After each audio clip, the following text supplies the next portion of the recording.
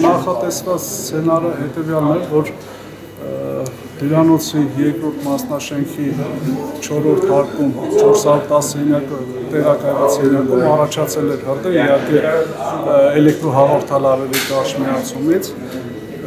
Շենքի ադմինիստրացիան նկատելով հրդեհը անմիջապես 911 հեռախոսահամարով հայտնում է ճգնաժամային կառավարման կենտրոն եւ միաժամանակ ձեռնարկում են անձնակազմի եւ հյուրերի տարհանումը։ Դեպքի վայր է հասնում ընդամենը 4 րոպե, հետո դեպքի վայր է հասնում թիվ 1, թիվ 8 ՀՊՃ-ներից մեկական մարտական հաշվարկ եւ մեկ հիմնական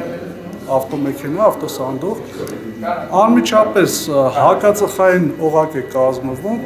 եւ կատարվում հետախուզման աշխատանքներ եւ միաժամանակ հրդեհաշիժման աշխատանքներ։ Արդյունքում պարզվեց, որ տարածքում չէր հասցրել ծխի խտության պատճառով չէր հասցրել տարանվել մեկ տուժած, որին մեր հրշեջ փրկարարները հայտնաբերեցին եւ պատշգամբով ավտոսանդուղքի միջոցով տարահանեցին անվտանգ գոտի եւ ցուցաբերվեց առաջին բուժօգնության աշխատանքը։ Ընդհանուր ինչքան ժամանակում կարողացաք լոկալիզացնել։ Ընդհանուր հրդեհի տարածման ուղիները կանխվեց, ասեմ, մոտ 10 րոպեվա ընթացքում, իսկ մարումը 15 րոպե։ Ռեալ իրավիճակում նույն ժամանակը ցույց կտայիք։ Ռեալ իրավիճակում ես ասեմ ձեզ,